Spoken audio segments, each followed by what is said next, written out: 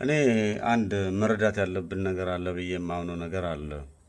በጣም ተከታትያለሁ፣ በጣም አይቻለሁ ብሎ ለ10 እና ለ11 ዓመታት ከዛም በላይ ቅንጅት ምናምን ፖለቲካ የኢትዮጵያን ፖለቲካ በጣም ተከታትያለሁ። የኔ ምልከታ ነው። ከኔ የተሻለ ምልከታ ያላቸው ሰዎች እና የተመለከቱ ካሉ የእነሱን ሀሳብ ለመስማት ዝግጁ ነኝ። በተለይ በአማራ ፖለቲካ ውስጥ ኢትዮጵያዊ ነኝ የሚለው ኃይልና ይሄ ጽንፈኛና ጎጠኛ የሆነው መንደርተኛው ቡድን ይሄ ብሔርተኛ ነኝ የሚል ብሔሩን የማይወክል ሆዳም ልሂቃን የተሰበሰበበት ግሩፕም አለ።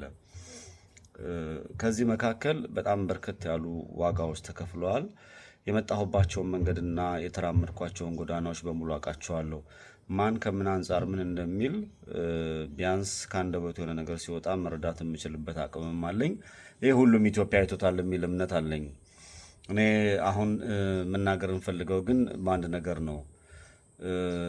የጨለምተኛና የመሃይማን ወይም ደግሞ እውቀት አልባ ሰዎች ጉዞ እየጨለመ ነው የሚል እምነት አለኝ። እየጨለመ ነው። ያላቸውን ኃይልና ያላቸውን ክፋት ተንኮል በመጠቀም ያችን ሀገር ለማተራመስ የሚሄዱበት የድንቁርናቸውን ጥግ ጫፍ የለውም። በተለያየ አካባቢና በተለያዩ ቦታ የሚፈጸሙና የሚደረጉ ነገሮች አሉ። ይህ ሀቅ ነው። እያየን ነው፣ እየተመለከትን ነው። ንጹሐን ይረግፋሉ፣ ምሁራኖች ይታሰራሉ። በጣም በርከት ያሉ ሴቶች፣ ልጃገረዶች፣ እናቶች፣ ህፃናት ዋጋ እየከፈሉ ነው ያሉት። ይህንን በሚገባ ጠንቅቀን እናውቃለን።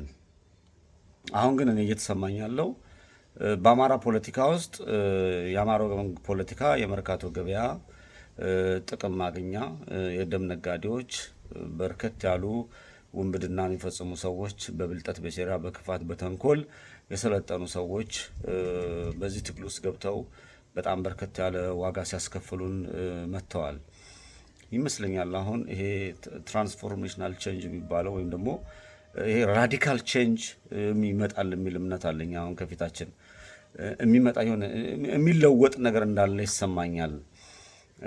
የፋኖ መዘግየትም ሊሆን ይችላል።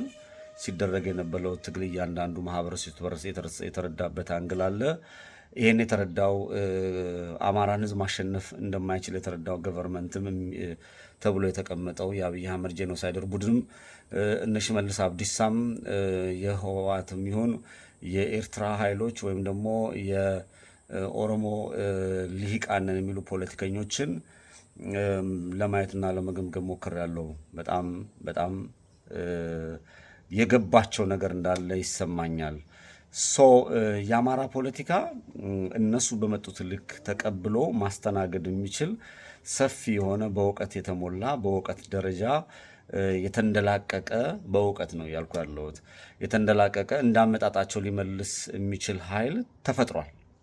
ወደዳችሁም ጠላችሁም በየትኛውም አቅጣጫ ብትመጣ የአማራውን ፖለቲካ ጥላዬ ሊሄድ ይችላል፣ አየለ ሊወጣ ይችላል፣ ከበደ ሊያጭበረብር ይችላል፣ ገመቹ ምናምን መጥቶ ደግሞ በአማርኛ ሌላ ፖለቲካ ሊነዛ ይችላል ምናምን።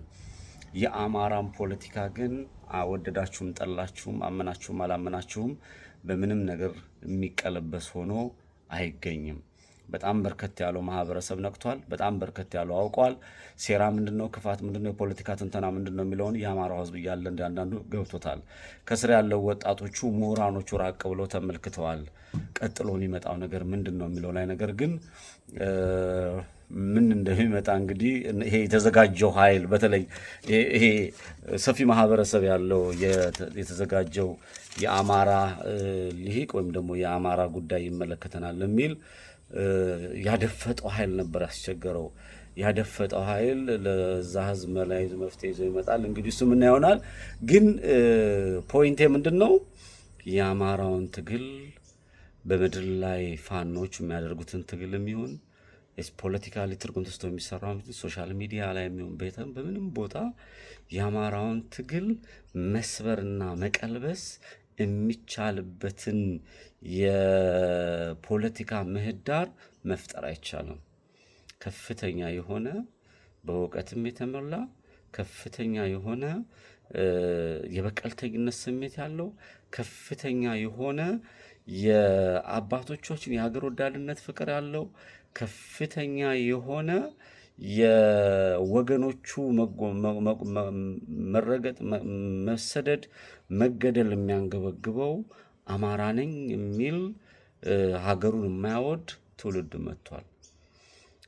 አሁን ምን ልል ፈልጌ ነው፣ ሶሻል ሚዲያ ላይ በጣም በርከት ያሉ የራሳቸውን ጥቅም የሚያሳድዱ ወንበዴ ሰዎች እንዳሉ ሁሉ በርከት ያሉ በዚህ ህዝብ በዚህ ትግል የራሳቸውን ሸቀጥ መሸቀጥ የሚፈልጉ እንዳሉ ሁሉ ይህን ትግል ግን ከበስተጀርባ ሆነው የሚከታተሉ እያንዳንዷን ፖይንት ወስዶ ፖለቲካሊ ትርጉም ሰርተው የሚሰሩ የአማራ ፖለቲካን ልቀለብሰው አይደለም እንዳመጣቱ አስተናግደህ አቤት ብለህ ከራስ ጋር አዋሃድህ የምትሰራው ፖለቲካ ከሆነ ህዝቡ እንዳለ ጠንቅቆ ያውቃል። ጥላዬ የኔ እንደ ጥላዬ ውሳኔ ያለኝን ነገር ቢያንስ 50-60% 100% ነበር ሳሬ የነበረው 60 እና 55% አካባቢ አውርጄ የራሴን ነገሮች ለማስተካከል ጥረት ማድረግበትን የራሴን ጎዳና እሄዳለሁ። በተመሳሳይ ሶሻል ሚዲያ ላይ ያሉት ዝም ብሎ ሲጨፍሩ ሲያውለበሉ የሚውሉ በእውቀት ላይ መሰረት ያደረገ የአማራ ፖለቲካ እየመጣ ስለሆነ ረጅም ርቀት ይሄዳሉ የሚል እምነት የለኝም። ይሄ መንጋነት የሚያዘወትሩ በመንጋነት የሚጓዙ ፖለቲካ ጋር የማይተዋወቁ የተለያዩ ሰዎች ፖለቲካው ንጹህ ማለት ያው ማለት ነው። ፖለቲካው ምን ይሁን በየት ጋር ምን ይደረግ የሚለውን ነገር የማይረዱ ሰዎች በርከት ያሉ ተሰምቻለሁ። የጊዜ ጉዳይ ነው፣ ቋንጣም የሴት ልጅ ጡትም ይወርዳል ተብሏል። እነዚህም ወደ ስር ይወርዳሉ፣ የመሸከም አቅሙ የላቸውም። ከድንቁርና ፖለቲካ ወደ እውቀት ፖለቲካ የተጓዘ ነውና የአማራን ፖለቲካ መቀልበስ አይቻልም። ድለፋ ነው። ቴንክ ዩ